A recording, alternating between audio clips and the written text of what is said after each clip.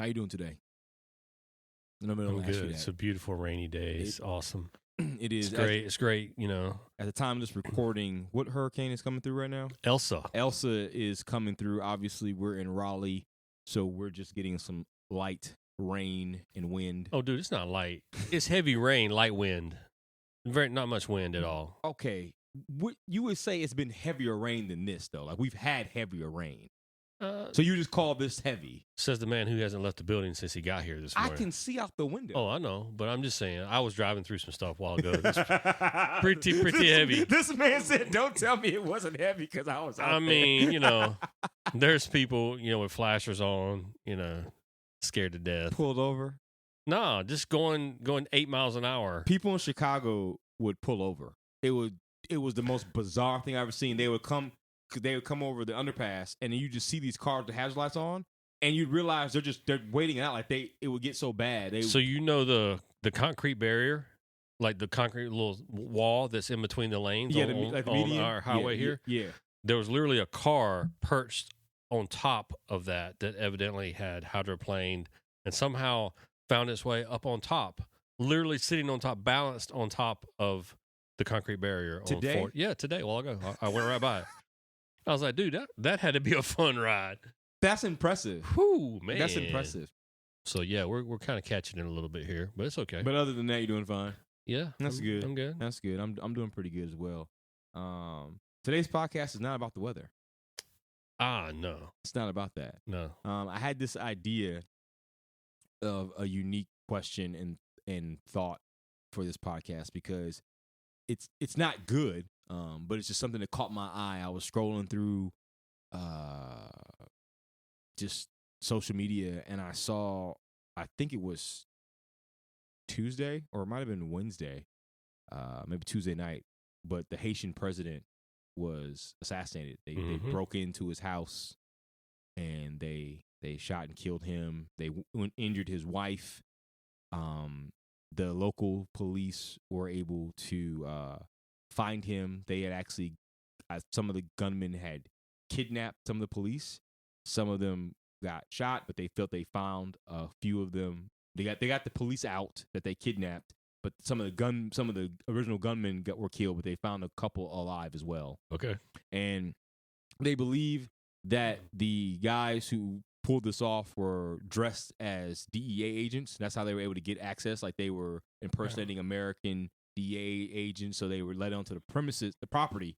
And when you look at the story, the president, he had been handpicked by the former president. He didn't have a political background. He was in agricultural industry, and he had lost favor. His polling had gone down, and so he didn't have any backing. And so I believe from like the last year and a half, he had been ruling just to edict and decree. And as you know, that doesn't work. That doesn't last well. And the UN Defense Department had been noticing this, and they were already starting to be alarmed by just how he had to lead and how unpopular he was. So all that to say, after you kind of dig a little bit, you're not shocked that he had some enemies, right? Sure. He had stripped some power away from people. He kind of makes people upset. Oh, yeah, that never goes well for you. And so I was thinking about this idea yesterday, thinking about the podcast, and I was saying, what makes an assassin? What environment creates that? Why do we do that, right? Like, 'cause we've done it through all through culture. Like, what creates somebody to say that because of you, normally a leader or somebody's in power, I'm going to kill you? Like, I'm not going to wait for the next election. I'm not going to try to run against you. I'm not going to hope you just die. Like, I feel that I need to kill you. And I thought that'd be an interesting topic for us to kind of just think about, like, why do we think that is? Because it's kind of a weird phenomenon.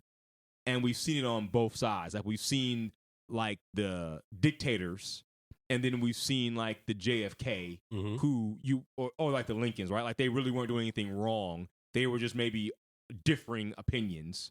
But then we see somebody who was brutal and cruel, and you say, well, I can understand that more, right? But they're still the same. Yeah, it's interesting that you were bringing this topic up as we were talking about earlier. I was thinking there's a novel I'm currently reading, and in the novel, the main character is an assassin who was trained by the KGB, and then ultimately the FSB, which is now kind of when the Soviet Union fell, the KGB kind of morphed into a couple different things. The FSB is the kind of the way they operate today, and so but then his family becomes targeted. It's just this whole thing. But anyway, and one of the central ideas of the book is how this guy began to work as an assassin for hire, but he would only take jobs where he could deem morally that the person deserved to die. Correct. Or that ultimately their death would make it better, safer for other people. 100%. Yeah, get that. And yes. so really there was no personal investment for him at all other than he's getting paid. Correct. And so he got to make those moral judgments on somebody's ability to live or not. Because you don't take the job or decline He's just going to take it or decline it. I mean, obviously they might find somebody else to do the work. Right. But for him, he wasn't willing to just take somebody's life just for money, like a cheating husband or anything. Like, he didn't do that. Yeah. But what he did, like the people he assassinated, he was willing to, were people that were like funneling money to terrorist agencies, those kinds of things, people who were kind of being held up as these upstanding citizens, but there was some sinister understory. And so they were really hurting and damaging a lot of people. And I thought it was interesting as the character is dealing with these moral things that the CIA was trying to recruit him. Right. Because he's now rogue. He's all on his own anyway. Right. And the CIA was trying to recruit him. And what they wanted was somebody who had that moral underpinning, but was still willing to do the deal. Exactly. And I just thought that's fascinating because you got to thinking about, and the whole idea is, when is it really okay? Yeah. To just take a life, and when is it okay to say, okay, you know, we're making the judgment on whether you get to keep breathing or not. And it is really a fascinating conversation, and I think it's interesting some of the things we talked about earlier. We'll bring up here the motivation behind some of those things. But I thought I was going to stump you with this one.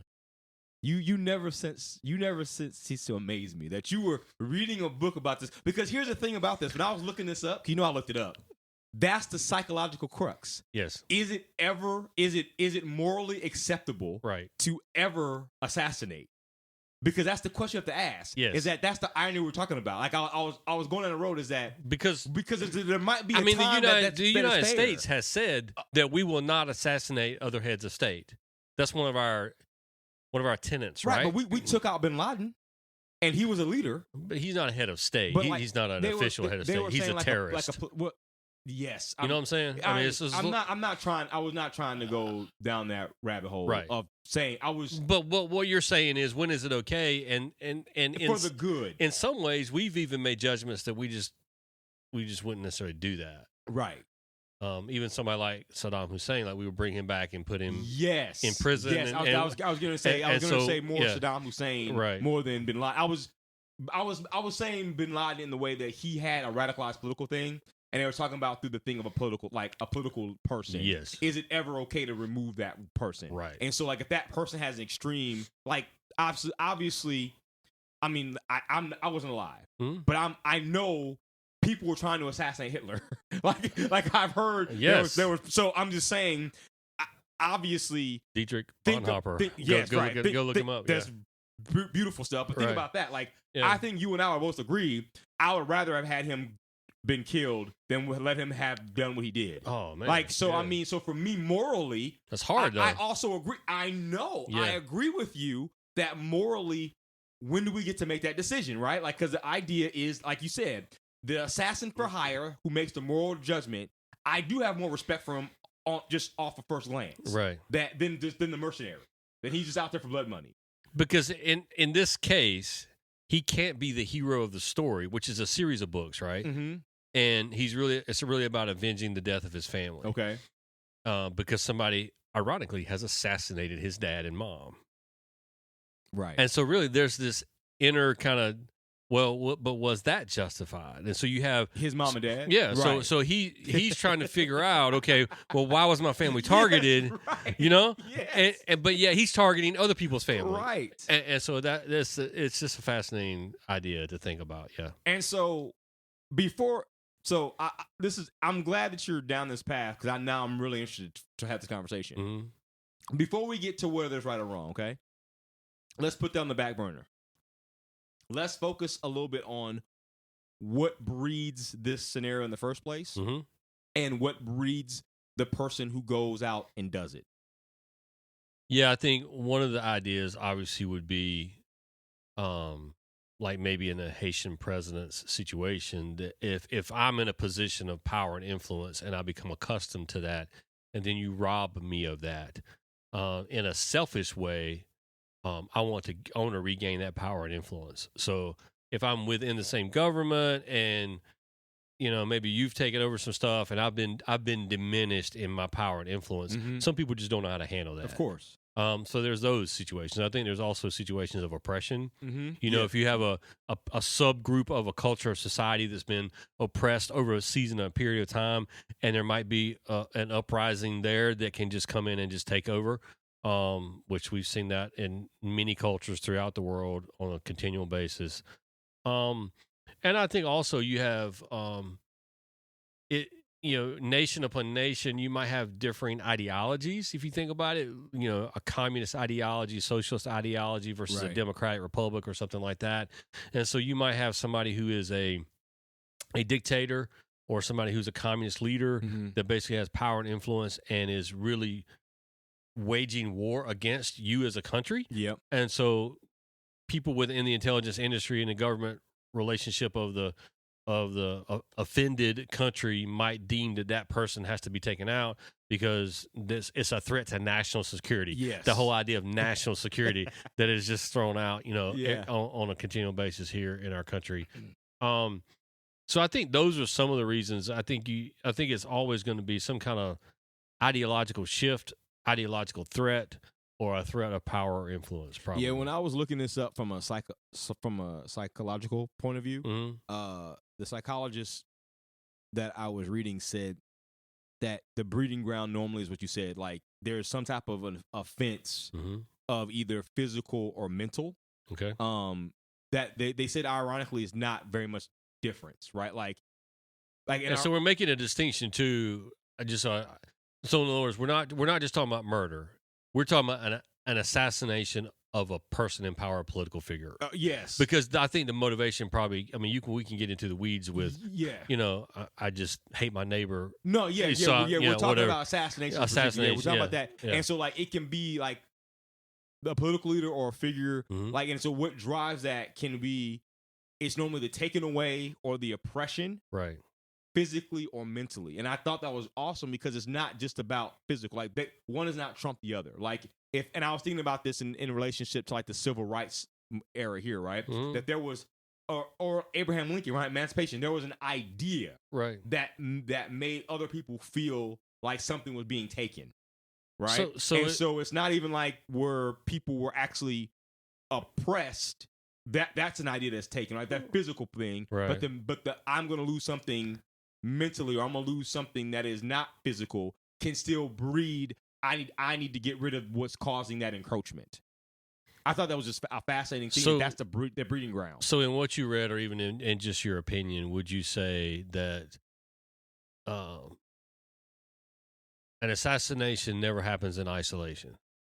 It's generally a group. Yes. Even if it's a group behind the scenes. Yes. Okay. That's what they were saying. That's part of my second question of who becomes the assassin. Okay. Because what I was reading is the subculture is offended, right? So it's kind of like everyone has an opinion, but there's always going to be that hot pocket, right? That's really they're really getting froth. That group normally starts to look for the person who can take care of the deed, because no one else really wants to have it on their hands. And so they have to go find somebody who understands their cause enough, who's going to be the person who's going to execute this. That can be groomed. Yeah, that's a very good way to say it. Yeah. And I thought that was interesting. And I think okay, this person has to believe in this enough, but then they also have to be the person who says, I'm willing to take the fall, I'm willing to be the Judas, right? Sure. How is the Judas made? That's also awesome. And I think the Judas is made through the culture, right? Like it's made through the oppressed faction, whether it's right or wrong, like whether it's an oppressed thing, you know, like I know more about Jim Crow and that because I'm in America, right? Right. So I'll just speak to that, right? Okay. In after slavery and Reconstruction, right? The Southern white person felt like they got mistreated. That's just what it was, right? And so we can look at that and say, as a black man, I'm like, well, man, that's crazy. You saw that from the position we were in, right? But I can still understand in their mind, okay? I'm a rational person. They lost their labor force, right? They lost that. And the Northern came down and took it. Like, I get it. They were embittered. So there is a cause to be had. Does that make sense? Sure. So it's not that they stripped land away. You know, like that was what it was. Like this is like when you look what happened after the assassination of Lincoln, that's why it was so brutal. Because what he put there, he stripped land away. He was going to give it and repurpose it there, right? And so then they were upset about this, and that's what caused them to be like, we've got to get rid of him. Right. And then when they got rid of him, it was able to usher in things that made it better for them in their party to be able to have Jim Crow. The compromise and all. So I'm I'm saying the culture breeds the assassin, from whatever slight they have. I think that's just crazy. But I also think it's crazy that the culture in of itself doesn't want to get its hands dirty. Like it still wants that guy to be dead, but we're all not really going to do it. Yeah, like I got to recruit somebody. Yeah, like how many people were kind of grinning to themselves that Abraham Lincoln was assassinated, but they never would have like put money into it, never would have voiced it outside, never would have said it out loud. And there, I think you had a significant ideological difference in. I think from what I understand about history, it is a little bit different. I think than what sometimes we're on the surface taught. But that was a great way to put it. I mean, Lincoln was all about preserving the Union. Yes. And he was powerfully involved in doing whatever it took to preserve the Union. 100%. And so I think ideologically, the South didn't really care about that. Like the South just wanted to preserve their income stream, and the flow of wealth that it had.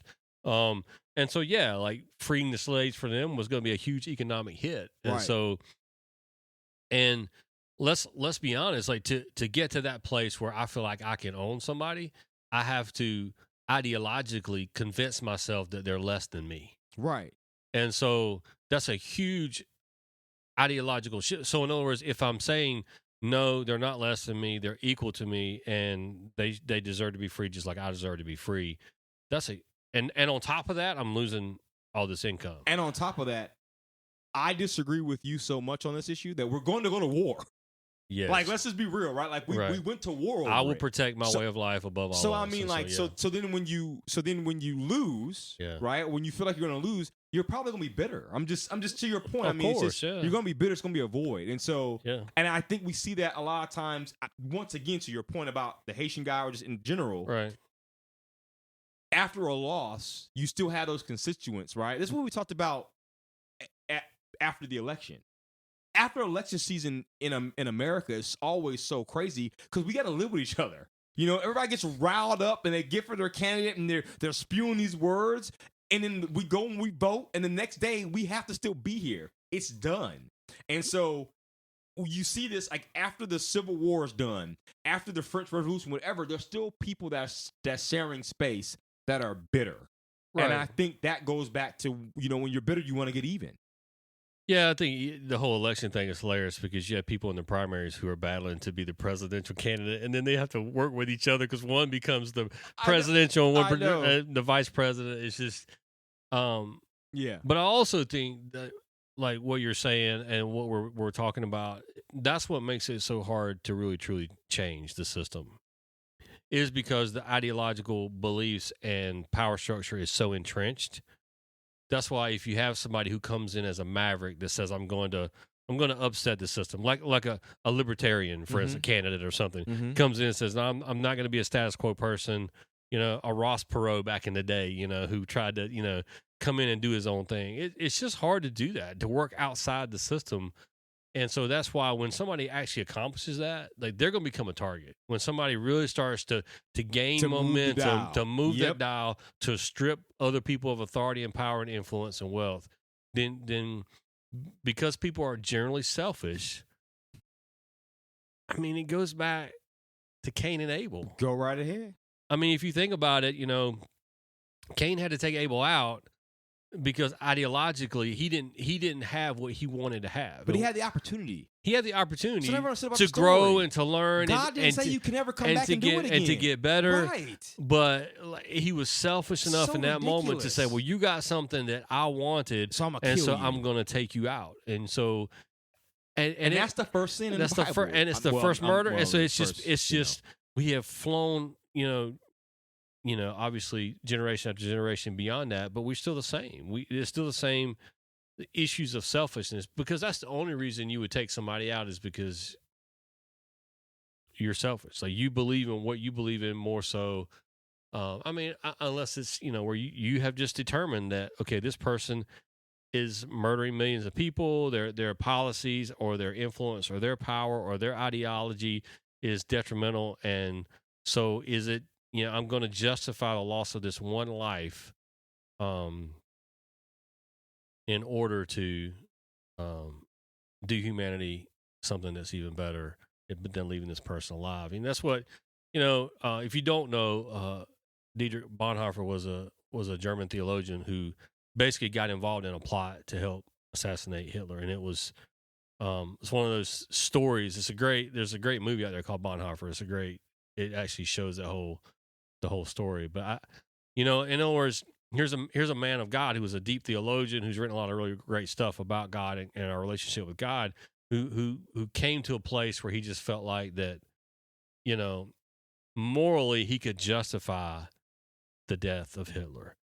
And I think those are the stark places sometimes that humanity gets to where it's, in other words, it's not just easy to say, well, I would never assassinate anybody. Well, I would never be a part of an assassination plot. Because there's probably a point in Bonhoeffer's life where he would have said those words. Yeah. Correct. But yet when Hitler presented himself an evil that he had never experienced, and it was right in his own country, maybe his ideas changed about that. That's hard. That's really tough, because you have to get to a place of justification. The Lee Harvey Oswalds of the world don't operate in a vacuum. They operate in our culture. They're influenced by culture, their upbringing, whatever, the people that they're friends with, the groups that they join, the political parties they're associated with. Those people are shaped and molded into a killer.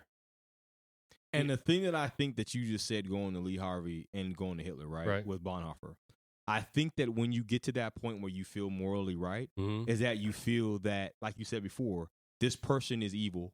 What they're doing and standing for is going to rip away the fabric and the things that I love. Yeah. And we would all do better to not have them there. Mm-hmm. And so we would not all agree, right? Because there are some people who obviously want to agree with Hitler. Sure. And so there's obviously people who agreed with JFK and with King and our perspective. But there are people who obviously agreed with Lee Harvey Oswald. Right. And people who agreed with the assassination of Malcolm X, and those things that you see, like we're better off without you here, right? Because of what you are representing and what you are teaching and speaking is not good for our fabric. I mean, we talked about this before and just the pre-show. This is what happened with Jesus. Yes. Jesus was just speaking words. He was talking about a new way to encounter God, and they were like, you got to die. Yes. That's just think about that. That's what it really is. Like, you have to die. And it's just, I was telling you, how crazy is that the words and ideas we're saying, people feel you need to be eradicated from the earth. Like, some people get life in prison, you know, but these people, you have to die. Yeah. Isn't that powerful? A powerful thought? Yeah. Like, how threatened were the Jewish leaders and the high priests to the messages of Jesus? And Jesus didn't back down, but he honestly, he wasn't like he was coming into the high priest and saying, "Hey, you got to go." Right. He wasn't raising up an army. Yeah, right. To try to. I mean, he like you're saying, he was just teaching and speaking and healing people. but it was cross cultural to what the Jewish people had always thought and believed. Mm-hmm. And so as Jesus got more attention, Yep.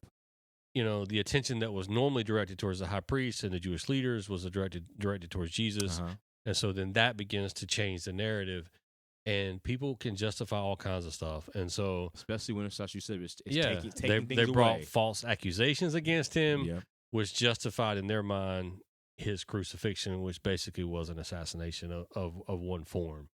So yeah, I mean that pattern is something you see over and over and over again. I mean, people are groomed sometimes intentionally because we need somebody to take this guy out, and so we have to find somebody to do that. And there's some rumors about some of that kind of thing going on in some assassinations in the past, and so there were rumors about the FBI being involved in Dr. King's assassination, those kind of things. Mm-hmm. But what we do know is that assassinations have come simply because a group of people deemed it appropriate that they can make a moral judgment on somebody's right to live or not. Mm-hmm. And they base that off of some kind of I mean, I would say that there are probably some exceptions. What was it? John Hinckley tried to assassinate Ronald Reagan. Yes. And it was because he was in love with Jodie Foster and he wanted the attention. It was, right. he was just, he was yes. had mental illness. Yes. And so that was a little bit of a different situation. Yes. And he wasn't successful. But I think for the most part, what we see in assassinations is probably true. What's going on in Haiti is there's a group of people that have organized and said enough is enough. We feel like that there has to be a correction in the system, and that correction means you have to go. Right. And I think that we talked about this before. In our day and age and in our culture, our assassination looks like cancel culture, right? And we've talked about this before. You can go back to that podcast, but I just wanted to bring it full circle to that because I had to talk about that if you've been listening up until now, you could be thinking, man, that's crazy. That's sad. That's I can't even believe they're talking about that. Like, this is a really weird topic, right? Mm-hmm. But I mean, we assassinate people mentally all the time. Oh yeah. We assassinate them. Like we make a judgment. We feel that they're encroaching. They're taking away what they believe, what their view, and we kill them and we cancel them. Like we're not going to hear anything from them. We're not going to speak anything from our life. We're done. Right? Mm-hmm. We make that judgment and we deem them unfit to do that.